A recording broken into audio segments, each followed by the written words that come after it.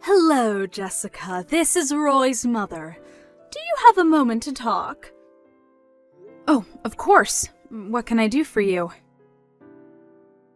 I thought it was about time we got together to have a discussion about Roy's estate.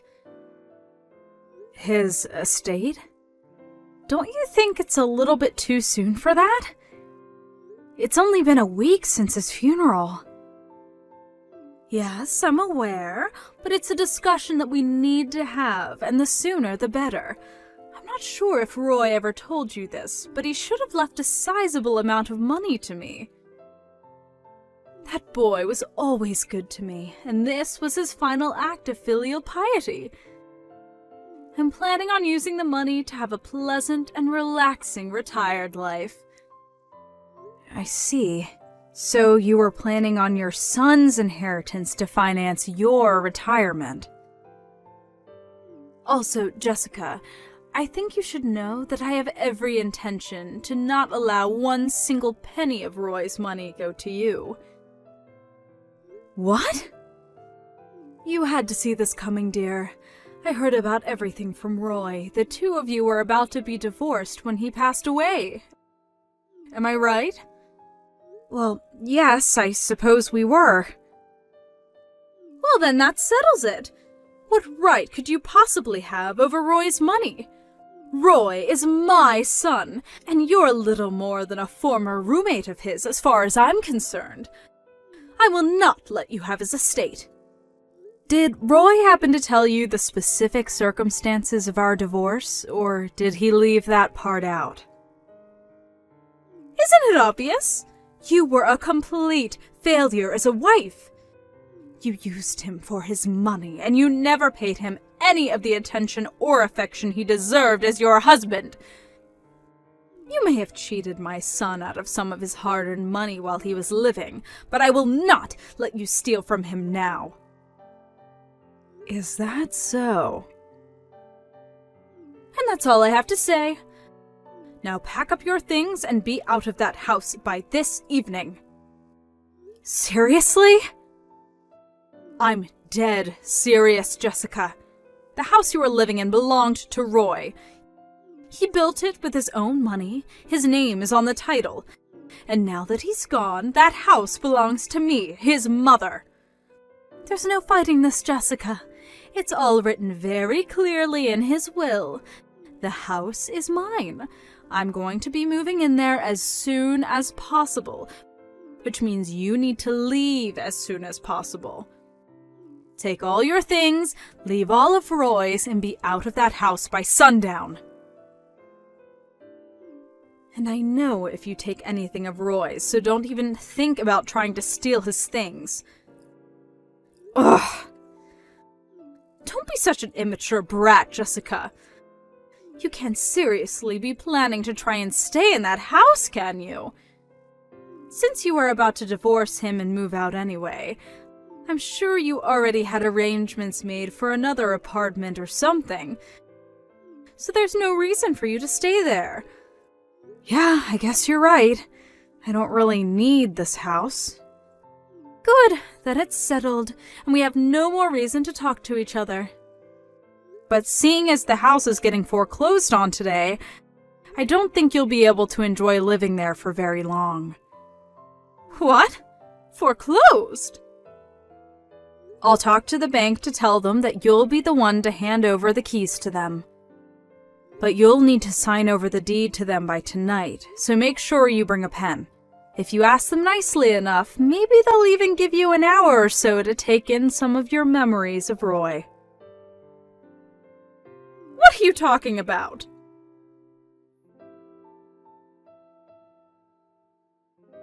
Hi there, Jessica. Hope you're doing well tonight. Thanks again for everything you did with my brother's funeral. I really appreciate it. Hey there, Steph. Don't mention it. By the way, did you get over the fever you caught after the funeral was over? How are you feeling? Oh, that? Nah, I'm totally fine right now. I've been over that for days. I bet I just overexerted myself. I was already burning the candle at both ends with my work lately, and then in the middle of that I had to deal with my brother's funeral. Wow, it must have been a really hard time for you then. I'm glad you're doing better anyway.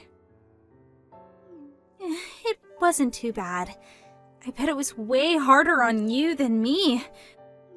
I know that a lot happened between you and my brother, but I want you to know how grateful I am that you gave him a proper funeral, even after all of that. It's no problem at all, Steph. And by the way, my main purpose for messaging you right now is because I heard that my mom has been pestering you with texts lately about my brother's estate. Is that true? Yeah, kinda. Is she actually still living in that house right now? Yes. Yes, she is. Unbelievable. I don't know what she's thinking. It's like she's completely oblivious to everything that's happened over the last few years and her part in it. My dad says it's like talking to a brick wall trying to talk sense into her these days. Oh, boy. I wish there was a way I could help. Well, that's actually the second thing I wanted to talk to you about. I know this is sudden, but are you free at the moment? If possible, I'd like to meet with you in person. There's a number of things I'd like to talk to you about, including what to do next about my mom. Yeah, I'm totally free tonight. I'm staying at the hotel that's right next to the bus station downtown. If I recall correctly, your house isn't too far away from here, right? We could either meet at your house or my hotel's lobby, whichever is best for you. I'll go ahead and head over to your hotel. I remember where it is. Thanks. See you then.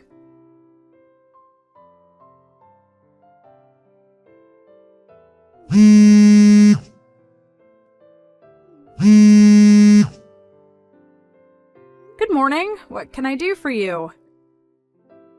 Don't give me good morning. Some people from a real estate agency just came by and said if I don't leave the house soon, they're going to call the police and have me arrested for trespassing. According to them, the house is actually in your name. That's the first I've ever heard of that. Why didn't you tell me? You already sold it to them? You owe me an explanation. Wait, you really didn't know about all that? I guess maybe Roy was planning to tell you about everything once it had been finalized, but it seems like he could have at least told you the bare minimum. Hurry up and explain what you did. Just make sure you're aware that Roy and I were planning to get a divorce when he died, right? Yes, and what of it? What does that have to do with you stealing my house and selling it without my permission? I'm getting there. Calm down. Next, were you aware that the reason we were getting divorced was because Roy was cheating on me? He was? So you didn't know. Well, he was cheating on me, so I sued him both for the damages related to the affairs as well as for a divorce. Roy was lavishing his mistress with gifts, designer handbags, shoes, vacations, you name it. And in just the span of a year, our total savings declined from around $100,000 to just $1,000. He spent that much in a single year? Now, one major problem for Roy was that the money he spent came out of our joint savings account. So he had spent tens of thousands of dollars of savings that were also mine without my permission on his illicit affair. Ordinarily, in this sort of situation, I'd have the legal right to demand he return every single penny of that money to me. But I was also fully aware that he had no means with which to repay it, and I was eager to not have any interactions with him anymore after the divorce. So, our lawyers talked it over, and in the end the compromise we decided on was this. I would agree not to sue Roy, to have him return the money he spent on his mistress, and in return I would receive the house, as well as all the furniture and appliances in the house. It was at that point that he transferred the deed over to me, and I sold the entire thing to a real estate company the very next day. How could you do such a thing? The real estate company was actually super understanding about everything, and they agreed to let me stay in the house until Roy's funeral was over. You sold my son's house! I can't believe you! That was the only thing I had to remember him by. Hey, don't blame me. Blame your son for being a cheater. None of this would have happened if you would have kept his pants on. If only he had not slept with that woman, we wouldn't be getting divorced, and he wouldn't have exhausted all of our savings on her. So, yeah. I don't see how I did anything wrong in all of this. It's all Roy and his mistress's fault. Yes, you're right. It's all his mistress's fault, that vile woman. If she hadn't seduced my poor, innocent Roy, then none of this would have ever happened. Who is that vile harpy? Tell me her name. You must know who she is, don't you? I'll go find her and give her a piece of my mind for the terrible fate she brought upon my poor Roy. I don't think you need me to tell you her name. You already know her. She's one of your friends. What? What are you talking about? It was Nancy Johnson. No, not Nancy. How long ago was it? Maybe 2 years ago or so?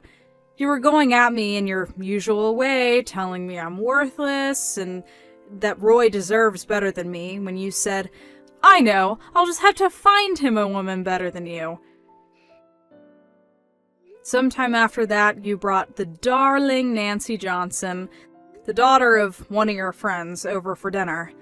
And within just a few days of that dinner, the two of them began their nearly 2-year-long affair. That can't be true! Oh, and one more thing. You seem to be under the wrong impression about Roy's will. More specifically, you're under the impression that he had a will at all. He didn't.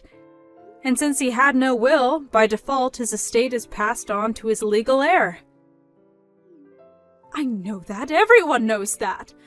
That's exactly what I'm saying. As his mother, I'm his next of kin, and so I'm the one who gets his estate. I hate to be the bearer of bad news, but since we were still married at the time of Roy's death, I was still his legal wife, and thus I am his next of kin, not you. What? And I mean, besides, even if you were to inherit his estate, how much do you think it could really be worth? He didn't just waste our joint savings account on his mistress. He even blew through the savings he had from when he was single. So I don't know what you were expecting, but at this point he doesn't have much of an estate at all. Oh no. When going through his stuff the other day, I looked up his bank accounts, and none of them had more than a few dollars in it. I don't believe you. You're lying! Well, if you want some proof, I can give you all his bank cards and passwords, and you can check them all out for yourself. And if you're still intent on trying to claim that for yourselves, you're more than welcome to have your lawyer contact mine and discuss the issue. What do you say? Enough of this already. I get it. Oh, well that's good. Be sure to have all your things moved out of the house by sundown tonight. Tonight? You can't do this to me, Jessica.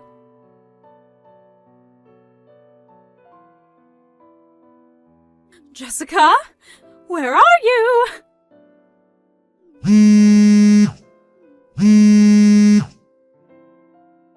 I just stopped by your parents' house, but they weren't living there anymore. When did they move? Where are you? My parents' house? They haven't been living at that house for over a year now. In any case, why are you at my parents' old house? I'm looking for you, of course. Me? Why would you be looking for me at my parents' old house? It's way too far away from my job. I'd have like an hour-long commute every day. Then where are you? Tell me! I don't see any legitimate reason for you to need to know where I am right now. If you need anything from me, you can ask my lawyer. Just tell me where you are this instant. I mean it! If you must know, I'm staying with a friend for a while. What friend? Give me the address of the house, Jessica. That's an order. Not a chance. Why would I? You and I are nothing anymore. I'm not your daughter-in-law. You're not my mother-in-law. Nonsense. Of course you're still my daughter-in-law. Even if Roy has passed away, nothing changes the fact that you were married into this family, Jessica.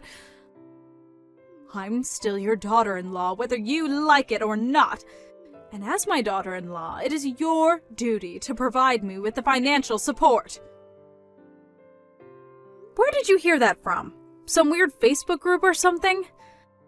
No, I no longer have any duty, morally or legally, to provide you with any support of any kind. You're not getting anything out of me. Don't run away from your responsibilities to me.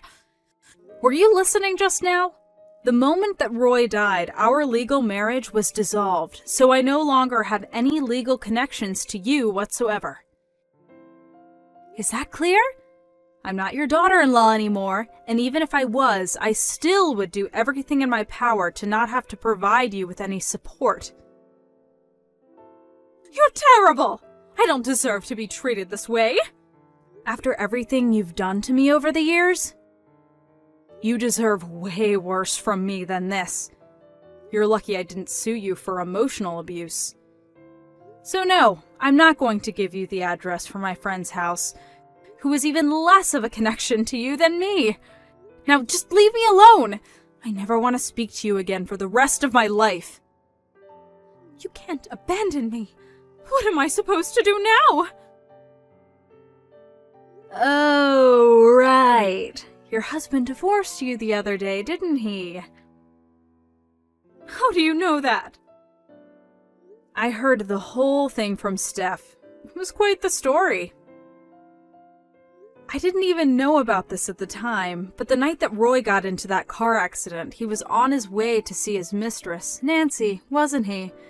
Your ex-husband found out about that. And he also found out that you were the one introducing the two of them. Boy, was he shocked to hear that. And the straw that broke the camel's back was when I let the two of them know that you introduced them in hopes that Roy would leave me and get married to her. Once he heard that, he couldn't take it anymore and filed for divorce the very same day. He kicked you out of the house. And when you tried crawling to Steph for help, she cut you out too. Aren't you in a predicament? But there was no way I could have predicted things would turn out like this. I'll give you that much. I wouldn't have seen it coming either if I was in your shoes. But then, if I was in your shoes, I don't think I'd be going around encouraging my son to have an affair, and also actively bringing him women to have affairs with. Please, Jessica, you have to help me. Why? Because I have nowhere else to go. My parents are long dead, and I have no siblings.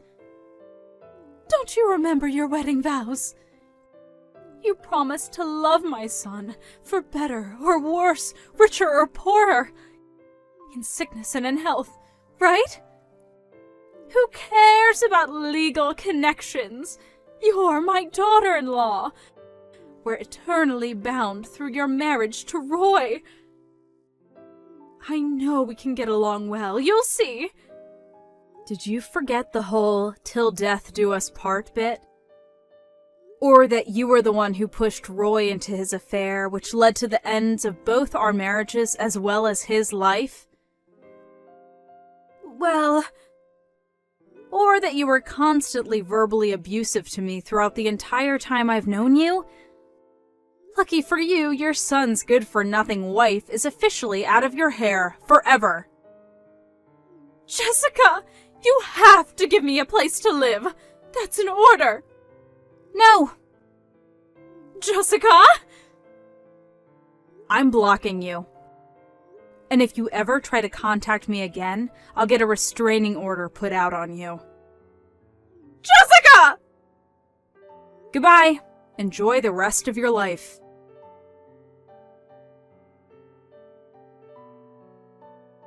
After that, who do you suppose my ex-mother-in-law went to for help? None other than Nancy Johnson, the woman she pushed into my husband's arms.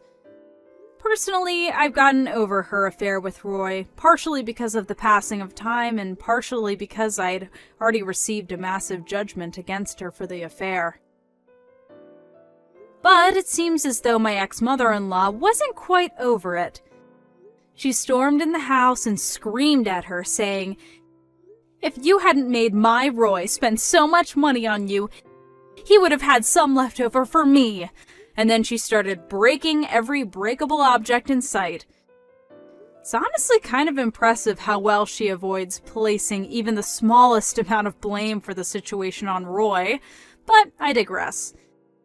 In the end, Nancy ended up suing her and winning a hefty judgment for the damage done to her house. So, now my ex-mother-in-law is stuck with being a 70-year-old divorcee, working whatever odd jobs she's physically capable of in order to pay it off. Part of me feels bad for her, but that's a very, very small part of me. Most of me just feels like she got what was coming for her. Karma always wins in the end. Oh well, none of that is any concern of mine anymore. Now I can finally get back to enjoying a nice, peaceful life with my fiancé. We're getting married next month.